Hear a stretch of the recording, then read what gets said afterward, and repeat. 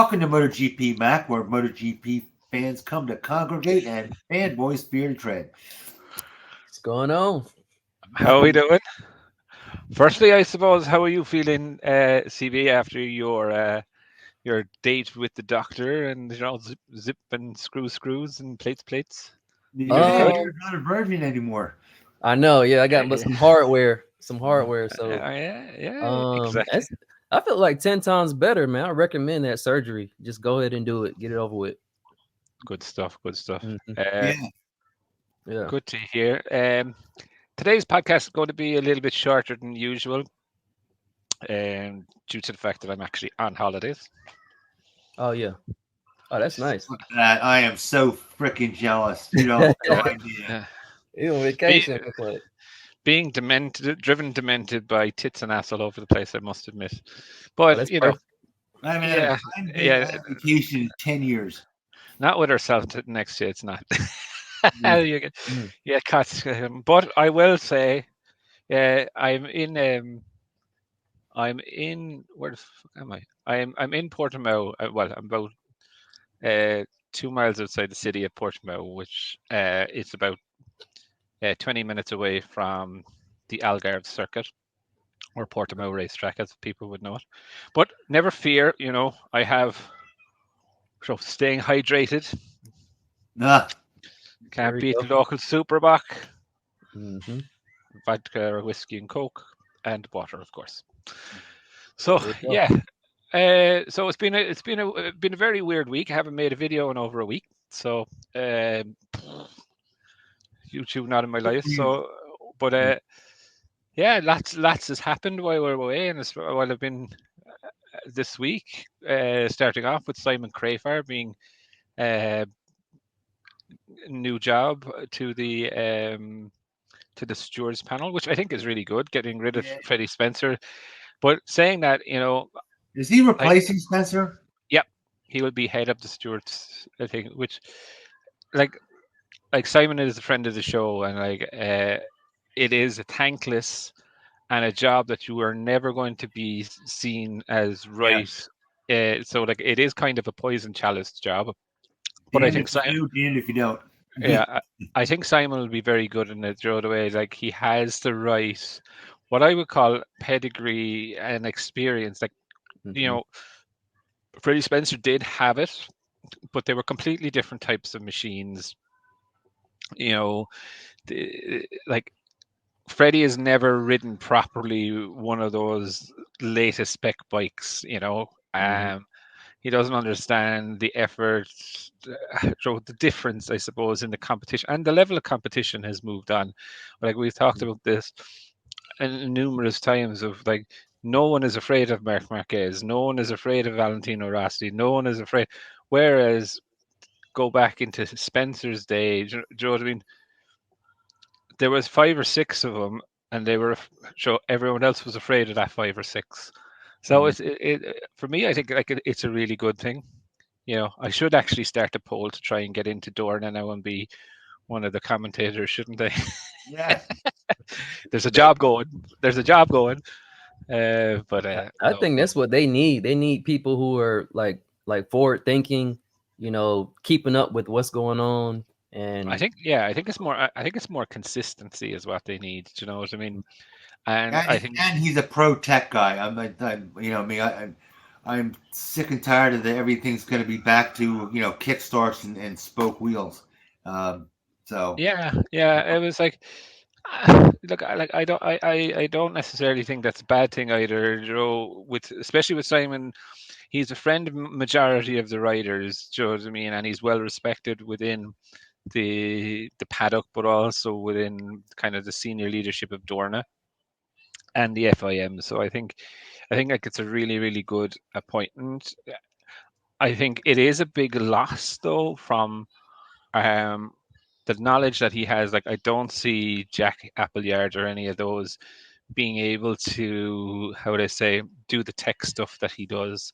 yeah, And the kind of one of the ones where I was looking at who would they get to replace him, and I think one of the people that would be on my list would be Michael Laverty. mhm. yeah, Um, like he is into the tech. He does all the tech stuff for. BT Sports, so, and look, he's ridden at MotoGP level, not at the very pointy end of MotoGP level, but he has ridden in that spectrum. So I think maybe he'd be a good option, or myself, of course. Like I would be number one. It's never gonna fucking happen anyway. Do you know what I mean? Actually, you'd be great at it. I was gonna say the same thing, man. You're doing the research, keeping up with it. So I might get onto TNT Sports if he goes over to there. But look, it's really good. I think it's a really good thing for the sport. If I'm honest, that Crafar is going into that role. It's a loss for the audience that go there, because he is a very, very hard person to replace. Mm-hmm. Like, he has a lot of really solid relationships with senior engineers in manufacturers, and he'd get the scoop or the inside information that maybe other reporters wouldn't get. Now maybe it's because he is reporting direct for Dorna that he gets that access.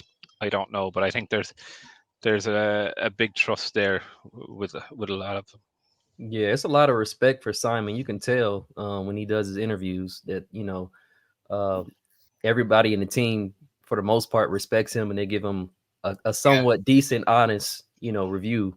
You trust him. Yeah, they trust him. Yeah. Yeah, exactly. And look, like, Simon is a great guy, and like I would trust what Simon says to be legitimate over probably majority of other reporters out there. Right. I suppose flashed up on my thing today then, I think something that shocked us all when we were kind of suggesting that he was going to stay. Mir has decided that he's going to stay with Honda until the end of 2026, which is it's a little bit surprising, if I'm honest. You know what I mean? Such a bad run for them.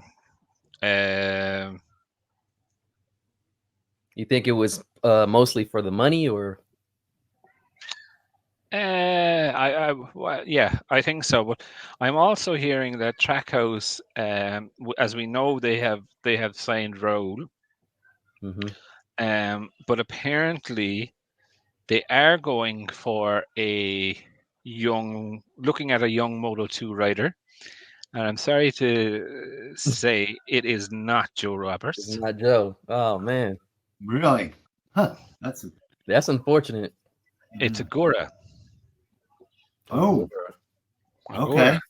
So apparently I can see that, honestly.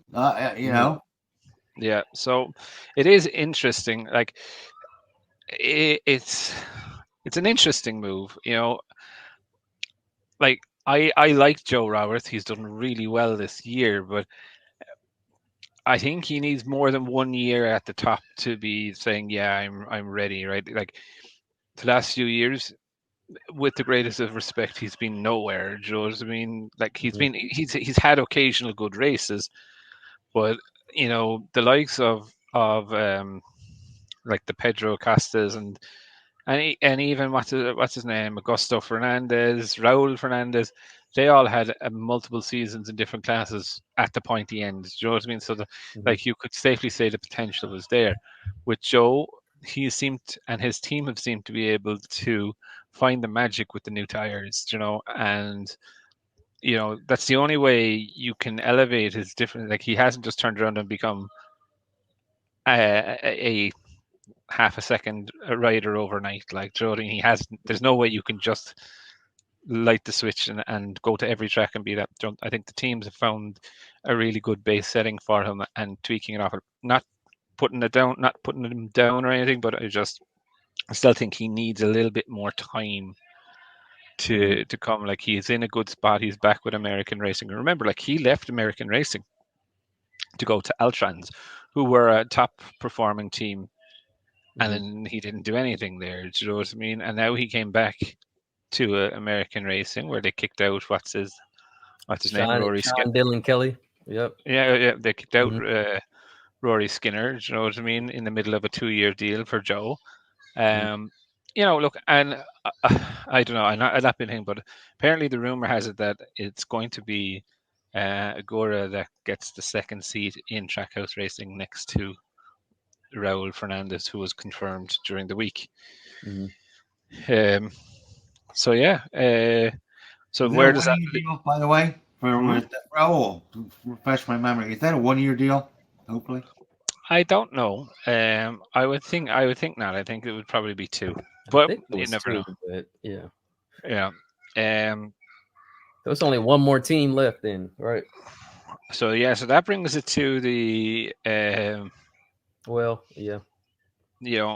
I think, and I did get some grief from people saying that I don't like Miguel Oliveira and during the week, and I politely helped them to, like, I don't mind people saying that this is the other. I'm only reporting out what my beliefs are on Miguel, and like, if I'm very honest, Miguel is a very good rider. In the past few years, has he produced the results? No, he hasn't. No. He has won on KTM, and I had a 6-pack and I had 3 girlfriends years ago too. That doesn't make me, Yeah. I can't rely on what I've done in the past. And anyone that is a fan or understands motorbike racing at the highest level knows you're only as good as your last race or your last results. And like, up to Sachsenring, like, he had a good weekend at Sachsenring, and that's put him ahead of Raul in the championship. Now, saying that, he's had near enough works equipment um, to Elish and Maverick. Not 100%, but near enough. His bike should be more advanced than Raul's bike, and he just hasn't got the results that you would be expecting from someone on a factory bike. Like, we've shit on Franco Morbidelli, right? Who was on a factory spec bike.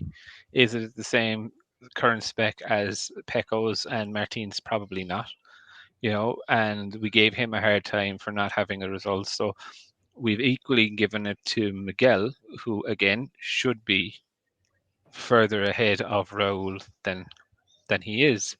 Like, he should be, in my view, troubling Maverick and thing. And all I've seen this year out of Miguel is one good race. Yeah. And it's not good enough on a factory spec bike, if I'm honest. And So it's people have not. to remember that gift is fleeting. Okay, and time and father time beats everyone. Eventually, you go down.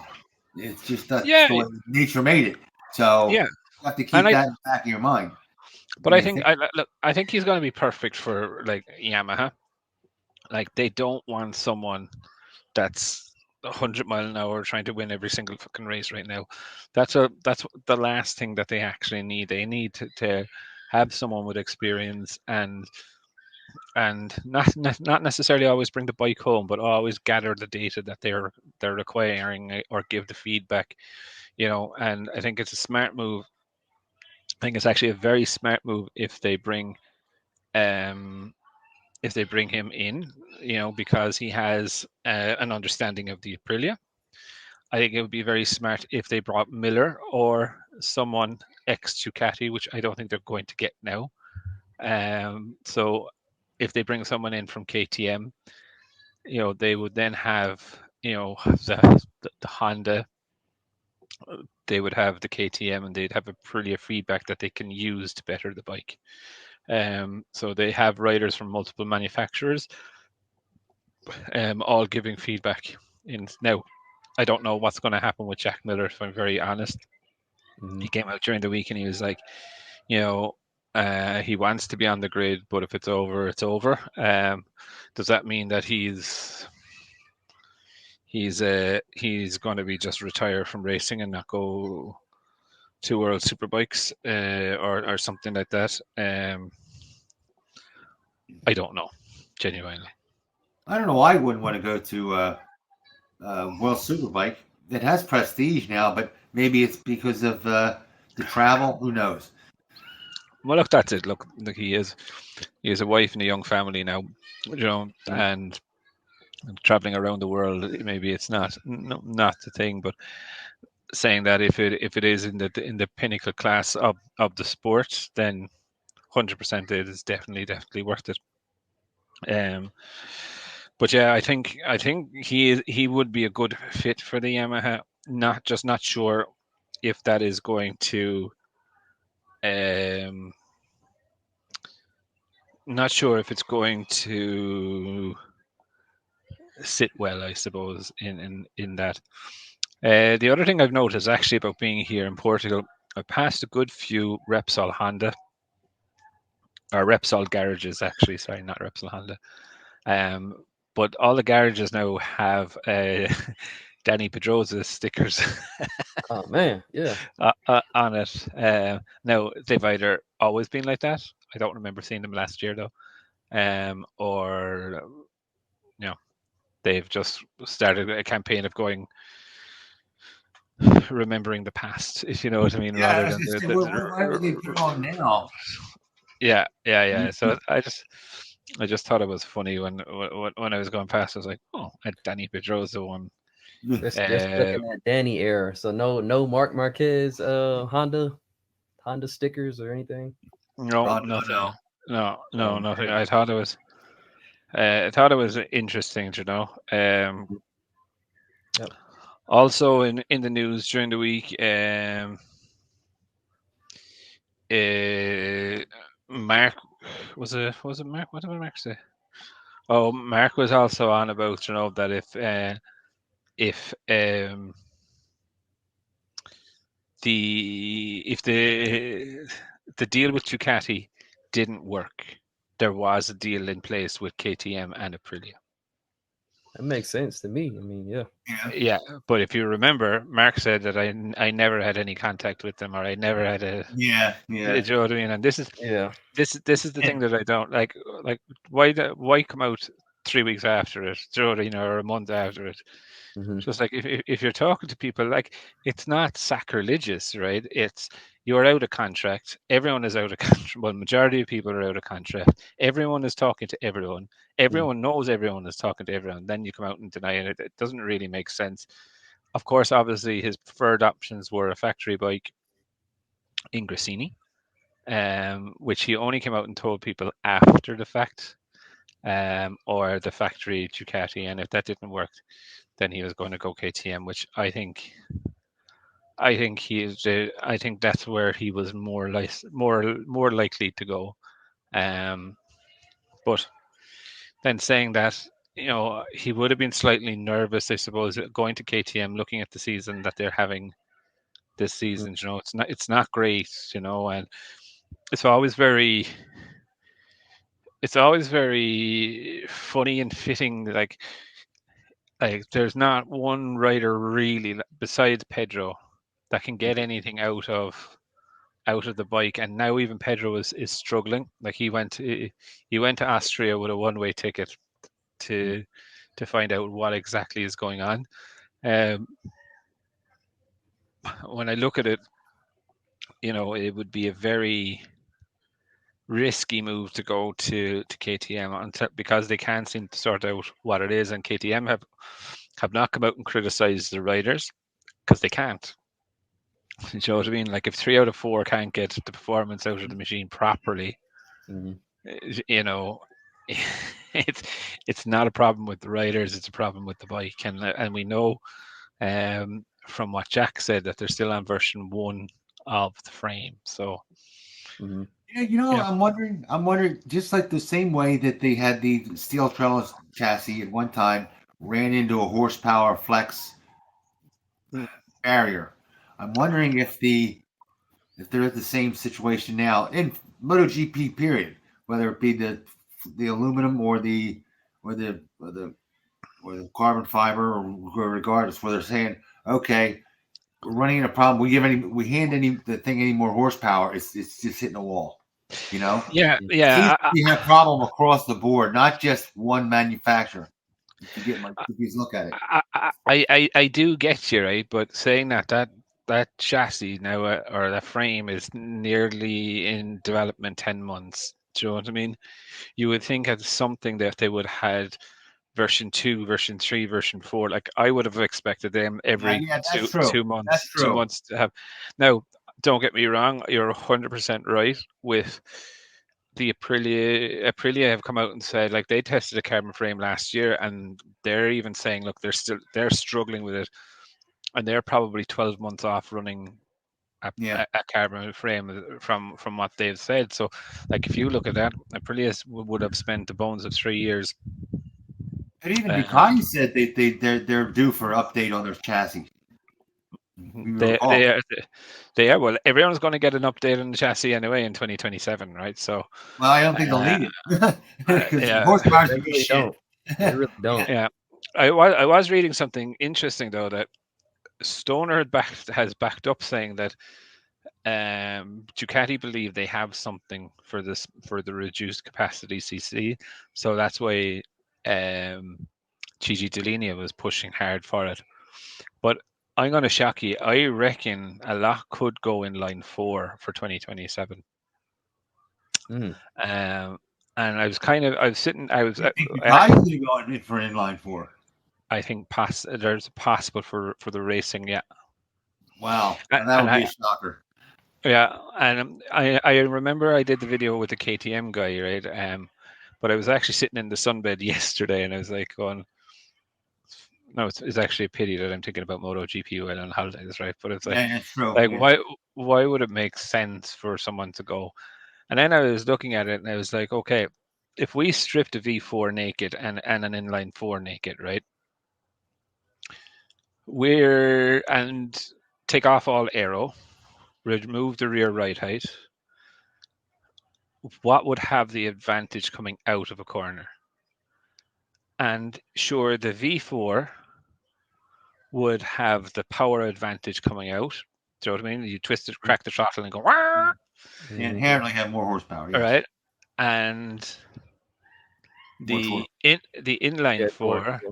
while it wouldn't have it, it would have far less wheelie because of the crank, Mhm. It's a because the bigger smaller. crank. It's a smaller. So it's putting on, Mhm. so you get more drivability out of it. So then I was like, Even with their, I don't know. Even if the V4 has the is spinning backwards. it is, but it's tiny. The crank is Yeah, tiny. yeah, true. Whereas where you're looking at the crank on the inline 4, and you're like, wait a second. So remember, But and that this was crank's a problem. The size of that crank is a problem too. On the yeah, but other- it is. But again, what you're looking at is okay. They don't have the right rear ride height, right? So they don't want to come out of the corner, and they're not going to want to be cracking the throttle and letting the electronics kill the bike's horsepower coming out. Like if we remove all the aero, do you know what I mean? This is what I mean. yeah. Like the inline 4 coming out of the corner will probably have the advantage because they would have more drivability. Mhm. So with reduced aero, no ride height, I could see a lot of teams going for inline 4 for the smaller capacity. That may be better, good and bad. Because what about a new manufacturer coming in? Because all the other manufacturers use inline fours like BMW, Kawasaki, Yeah, Suzuki. there's a lot of potential there for it, but it was just one of the things that I was, as I said, sitting in the sunbed yesterday and thinking, is it a possibility? Now, like you would say, it's a highly unlikely possibility for Ducati because they've always had these in Mm. MotoGP. Do you know what I mean? Honda, you could maybe say it. Do you know what I mean? There's a lot of stuff that flushed down the toilet, but with a complete new engine, is this something that they're going to be looking for? Like realistically, the bike is going to be lighter. Mm-hmm. The bike Oh, is going to have less aero. It's not going to have the rear ride height. You do not want the electronics killing that engine coming out of a corner. Mm-hmm. So, maybe teams are going to be looking at it as a possibility. I don't know, but it was just one of those things I was looking at, and like, is this the trick that Gigi has up his sleeve? Has he found something in an inline 4? But Makes look, a lot of I think sense. Yeah, I think we'll just wait and see, and obviously we'll have to. But you know, it was when I kind of looked at it day one, it was kind of like, yeah, they'll stick with the V. You know, there wouldn't be any question in it. And when I did a video about the KTM one, I was kind of like, is he just trying to put people off? And then obviously, when I thought about it over time, and while I had downtime here, you know, the idea kind of potentially um, comes up a little bit more on that. Now, also, Pit Byron announced as well that Gas we know is going to disappear from MotoGP, but it'll also disappear from Moto 2 and Moto 3. Gas will only appear on off-road series going forward, which I thought is kind of a big thing for any British fans. I think Jake Dixon is with Gas, isn't he? So Hey, it's what kind about of the Ducati's off-road bike? They made one. They came out with a prototype, and it's supposedly the best thing since sliced bread. yeah, but I was looking at Pecco yesterday. I don't know what track he was at, but he had the new V4 with the double-sided swing arm. Looked really impressive. Except I don't know, maybe it's just me, but I don't like the red bike with the red wings. Do you know what I mean? There's no You contrast. don't like with the wings wing. any way you look at it. Yeah, I know. Here, No, but I like the contrast of, like, you know, the red bike and the black wing. Do you know what I mean? It does. I think. Whereas now it's kind of like, boring. Yeah, Do you know, it's like smaller. The front of it looks small. Sharp looking bike though. I mean, it's a sharp, especially the front. I love the headlights. Those thin headlights. Those thin pointy. Oh, there's. I have to buy another bike now. Damn it. Yeah, and actually buy the one with the wings this time, will you? I didn't buy one. Well, I got a $6,000 discount for not having the wings. Wow. Yeah. Huh? Yeah. That my luck, I'd chip it over and the thing would smash, and I'd have a $3,000 bill.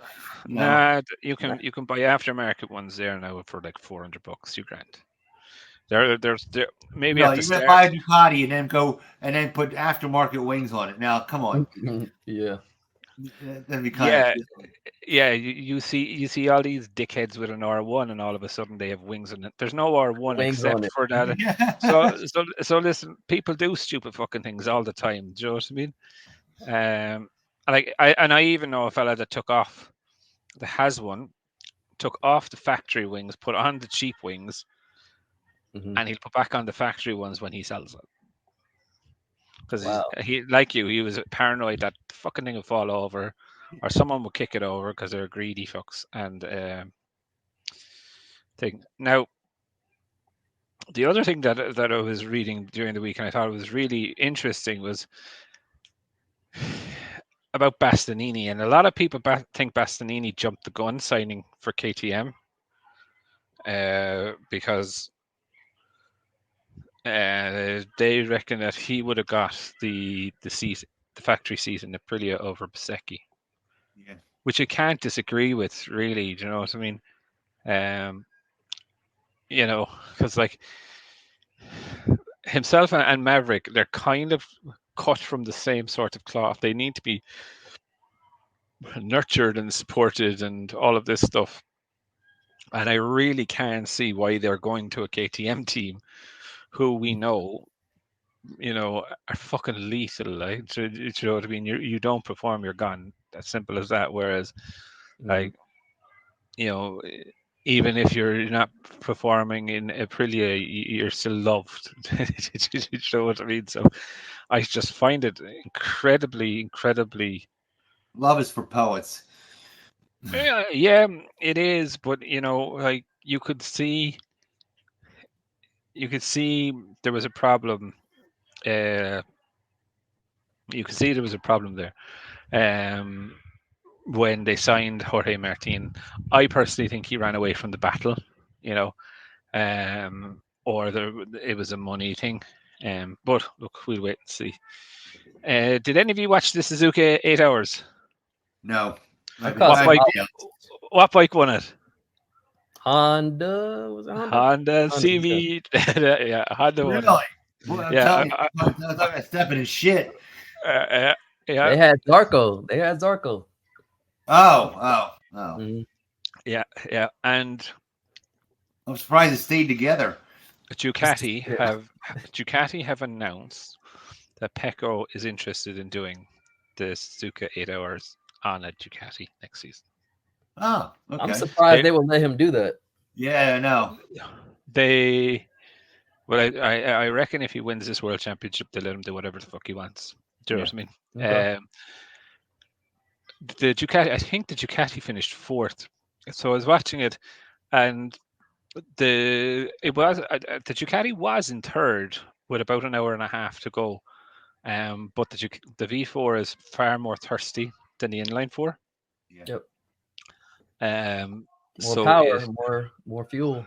Yeah. So, but it obviously with it being thirsty, they had to make more pit stops, which cost them 3rd place. So, but I thought it was interesting. It was an interesting thing. I'd never seen a Ducati do that well in that race. Normally they go there and they fucking blow up. Like, do you know what I mean? Like pure temperament. But like that, Never mind. Good. that Suzuka 8 hours is fucking hell on earth to do. Like you see the riders getting off there, and the heat soak immediately. Like you can see that their legs are nearly gone from the heat soak. And then you look at them out the back in the fucking paddling pool, trying to cool down and get their core temperature back down as soon as possible. It's something that's absolutely frightening. But also when I was watching it, I was like, man, I miss them racing around the MotoGP bikes racing around there. Do you know what I mean? There's some fucking mega corners. But yeah, no, I think it was cool. But I was laughing when I saw that Honda one. It's like, oh fuck, I must remind Jake. I was surprised, but I'm like, You just stop Foxroy twice a day. You know what I mean? Yeah. I'm wondering if they put like extra effort into the Suzuka. Oh God, yes. They did. Realistically, I would expect Honda MotoGP now to start improving. Now that Suzuka is over, that's how big it is. Like, it's a big pride race in Japan. So, yeah, I think it's. They had Zarco's family in a house with a gun next to him. You know what I mean? Just to make sure he went faster. Let's put it that way. No, Zarco was actually he was really good. I was kind of saying, would he kind of be a bit would he be a bit cautious, let's just say, in it? And he wasn't too much. Like, he was fucking definitely giving it Holly, like, you know. So like, fair play to him. It was good to watch. It's obviously on the middle of the night and whatnot. So, but it was good. Yeah. So, other than that, there's not too much more going on. It's trying to be good and stay away from YouTube and motorsports and stay off my phone. Before I get fucking battered, you know. I had a mechanic, by the way, for everyone, said put a shout out or a reminder that those think it's real popular, those cases where your engine case, you can see on a wet clutch, you can see the inside of your engine. The glass ones are the perspex. Yeah. He said that just don't use them. He says it's not a question of if, it's a question of when. It doesn't make a difference what brand you're buying. They're gonna fail. He says they got more of them coming in than a dog got fleas. Wow, yeah. We won't even put them in. Well, I think any idiot would know that that's going to happen. Do you know what I mean? I'd love to. People meet so many. Yeah. Now, look, I suppose like some bikes, it does look pretty cool. Like when you do look at the side of a Duke, it does look pretty cool that you can see it. But saying that, I think it looks ridiculous personally, but some of them can look class, to be fair, but others you're right. It can look stupid, but Well, for how would me, you see it? Most people that have them, they can't even see it. They can't see when it, when you rev the bike, you're sitting on it. You can't really see it spoiling No. up. yeah, like you're right on that. But like, normally when you have a $100,000 watch on your wrist, 90% of the time you can't see it unless you look at it. Do you know what I mean? Mhm. So like it's the same. It's the same difference. Like technically, yes, you can look at it if you yank yourself off the side of the bike and have a. But I think it's more so to say, oh, I have such and such on the side of my bike. Like I'm very proud that I have GB racing protection on the side of my casings. Right. Do you know what I mean? Yeah, yeah. Doesn't So yeah, doesn't mean that I look at them, but Mhm. I'm happy I have them because I know when I do go over that, it's Mhm. one less worry that I have. Do you know? yes. I would rather see that the protection. I'd rather see the GB racing, I got them whatever all. else, I got them. Yeah, R&D. You know. but And yeah, don't but get you're the milk carton ones. The ones from China. You ever Mhm. see that? They go to a track day and they go, "Oh, it went right through." Got it from China, Yeah. did you? Oh, Yeah. you had to guess. How'd you guess? Exactly. Exactly. Yeah. yeah. There's some things in life that you don't cheap out on, Mhm. and that's like your helmet, your leathers, Yeah, your bike gear, I was gonna say your the bike gear. protection. Mhm. You know, like you can buy a fake plastic fucking wing for all I give a shit, or you can buy fake fairings and this that and the other. That's not really going to torture your bike. But if you're in a crash, you know, and you want your bike and yourself to survive, there's a couple of fundamentals that you need to yeah, have, and it's like not this fucking like. There's one of the things that always makes me laugh is that I see these fellas, and I don't know what it's like over there, but over in Ireland and Europe, it's very rare you see it. But you'd see a fella, and he'd have his bike parked up, and he'd have his helmet locked to the front wheel of the bike, and you see then all the little chips and dents in the helmet, and you're like, Jeez. what sort of fucking idiot are you? Like, this is going on in your head to protect your fucking head, and you're Mhm. dropping it on the floor, and you're treating it like a piece of shit, and you're just like, you know, you deserve it. Do you know what I mean? Whatever fucking happens, you deserve it. But anyway, I suppose that is all from me this week. We're going to cut it a little bit short because the Wi-Fi here in Portugal is not great, and it'll probably take a week to upload a half an hour video. yeah. Yeah. But anyway, listen, we will be back. Oh, I suppose before we go, we'll talk about Silverstone. Race of Champions is on the third, or the Champions Day, or Day of Champions.